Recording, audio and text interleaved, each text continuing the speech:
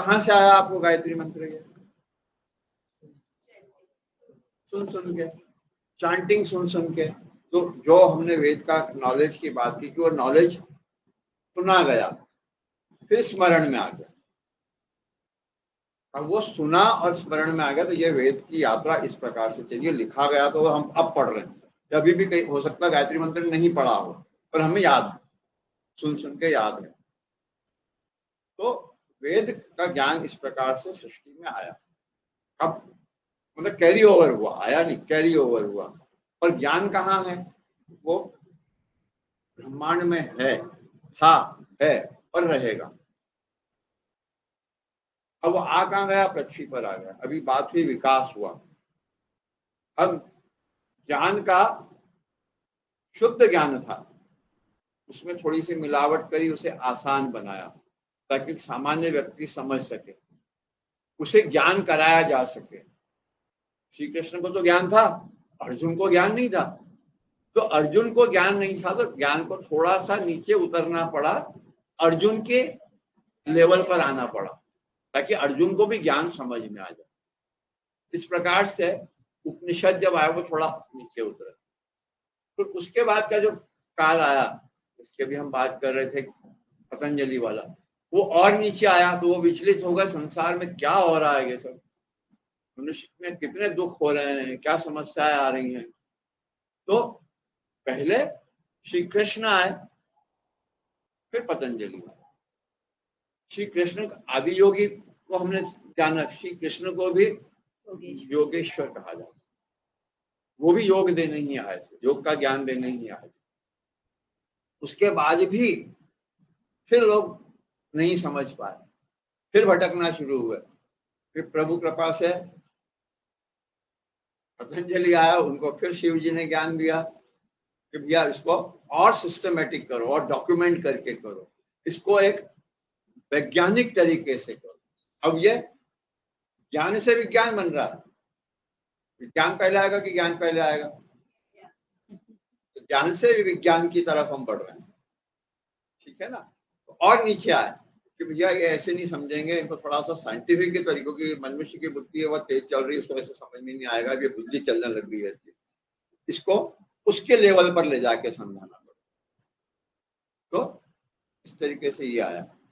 अब उसके आने के बाद भी, क्योंकि वो भी बहुत प्योर है, तो जब पतंजलि का जब हम पढ़ेंगे आगे, अभी हम रिसर्च वर्क की बात कर रहे हैं, वह भी बहुत प्योर है। क्योंकि पतंजलि के बाद विवेकानंद आए, और विवेकानंद का मैं बार बार पढ़ाता हूँ आप लोगों को, वहां कुछ लिखा हुआ, फिर पढ़ा देता हूँ आज।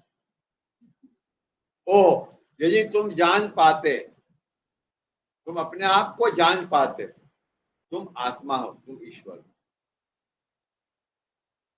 तो यह योग का ज्ञान श्री कृष्ण ने अर्जुन को कराया। यह योग का ज्ञान पतंजलि उनके फॉलोअर्स को करा रहे हैं, हमको करा रहे हैं कि तुम कौन हो, तुम कौन हो। क्योंकि हमने जब योग के 4 हमने वो डेफिनेशंस पढ़ी थी, तो विष्णु पुराण में डेफिनेशन क्या थी? वो तो गीता की है, वो गीता की परिभाषा, आत्मा और परमात्मा, ठीक है ना। जब हम डेफिनेशंस पढ़ रहे हैं वहां पर भी हमको ये बताया आत्मा और परमात्मा। तो वहां पर हमें क्या बताया गया कि तुम कौन हो? तुम आत्मा और परमात्मा से योग होना है तुम्हारा, वो योग है। यहाँ पर भी वो यही कह रहे हैं कि तुम आत्मा परमात्मा हो। और मैं यदि तुम्हें मनुष्य कहता हूं तो ईश निंदा करता सा अनुभव। तब विवेकानंद को सब में परमेश्वर दिख रहा है, वही वेद से दिखता चला आ रहा। वैदिक काल से कह दिया कि तुम भगवान हो, हम ब्रह्मास्मि, वही उपनिषद में भी बता दिया, वही रिपीट होता चला आ रहा। देवता भगवान नहीं है, मनुष्य भगवान है। क्यों भगवान है मनुष्य? भगवान का अंश है, प्लस वह सारा ब्रह्मांड जो है, श्री कृष्ण ने सारा ब्रह्मांड अपने भीतर दिखाया। तो सारे ग्रह नक्षत्र, सारे देवता, सारे ग्रह नक्षत्र हमारे भीतर समाये हुए। कभी आपकी पत्रिका बनती है तो क्या बोलते हैं, तुम्हारे मंगल की दशा क्या है, तुम्हारे बुध की दशा क्या है, तुम्हारे शुक्र की दशा क्या है, तुम्हारा शुक्र, तुम्हारा मंगल, तुम्हारा शनि, तो तुम्हारा है सब कुछ। तो वो दिखाया कि पूरा ब्रह्मांड मनुष्य के भीतर है। तो मनुष्य वही है जो भगवान है। तो भगवान ने अपना स्वरूप बना के मनुष्य को भेजा और मनुष्य का पतन हो गया,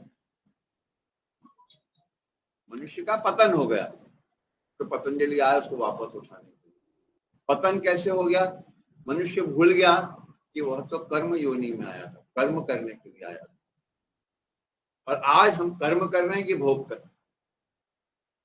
बोलते ना कर्म भोग। आज जो भी हमें जन्म मिला, अरे कैसे कर्म किए थे, फूटे कर्म, देखो मेरे जीवन में क्या हो रहा है, क्या मतलब हम सारे अपने पूर्व के कर्मों को दोष दे रहे हैं आज की स्थिति के लिए। तो इसका क्या मतलब है कि हम भोग रहे हैं, अपने कर्मों को भोग रहे हैं। तो हमारी कर्म योनि में जी रहे हैं कि भोग योनि में, ठीक है ना। हमको योनि मिली कौन सी, कर्म योनि, पर हम भोग योनि में जी रहे हैं।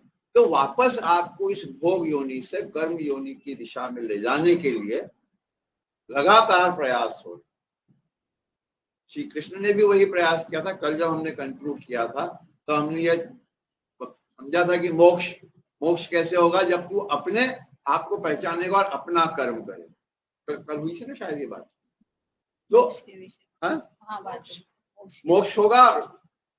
अर्जुन को मोक्ष कब प्राप्त हुआ, जब वो सारी उसकी डिस्कशन हो गई, सब कुछ हो गई और उसे पता चल गया कि मेरा कर्म क्या है। वो सारे बंधनों से मुक्त हो गया। अब मैं तो क्षत्रिय हूं, मेरा कर्म योग युद्ध करना, मैं युद्ध करूं।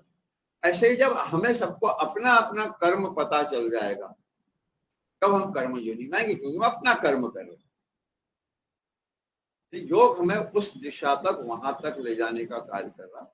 और अब जो बात हुई रिसर्च की और जो इस विषय में बात कर रहे हैं वो विकास। अब वो विकास क्योंकि मनुष्य जो आज का मनुष्य है, जो साइंस वाला मनुष्य है, वह इस ज्ञान से परे होकर विज्ञान में इतना घुस गया है कि वो सिर्फ शरीर के दुख और वहीं तक शरीर की दुखों से मुक्ति तक ही फोकस हो गया।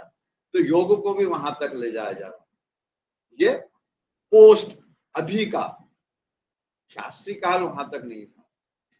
लेकिन अब हम भोग में इतने चले गए कि हम परेशान है दुख से, इसी चलो शरीर के दुख से ऊपर उठ जाएगा।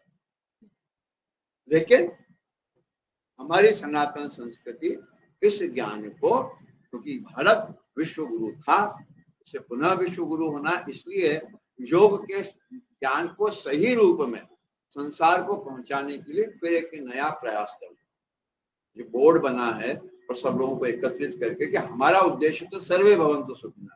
हम चाहते हैं कि सारा विश्व सुखी हो जाए। सारा विश्व सुखी हो जाए मतलब सिर्फ मनुष्य सुखी नहीं हो जाए, सब सुखी हो जाए। तो मनुष्य ज्यादा खतरनाक है कि जानवर ज्यादा खतरनाक? तो मनुष्य का सुधार होना बहुत जरूरी है, उसके बिना बाकी सब नहीं सुधर सकते। तो मनुष्य के फिजिकल दुखों से समस्या दूर नहीं होगी। इसीलिए योग हमें, पतंजलि का योग हमको पढ़ने को मिलने वाला है कि हमें कैसे अपने आप को उस स्तर तक लेके जाना, उसमें हमारे शरीर के दुख, मन के दुख तो अपने आप दूर हो जाए। ये पूरा योग मार्ग है। और मेरा परसेप्शन ये है कि रिसर्च जो हो रही है, उस रिसर्च में इस रिसर्च की भी आवश्यकता है कि मैं कैसे जल्दी से जल्दी उस शुद्ध स्थिति को प्राप्त कर सकूं, मैं अपने मनुष्य योनि में पुनः मनु का संतान हो जाऊं और उस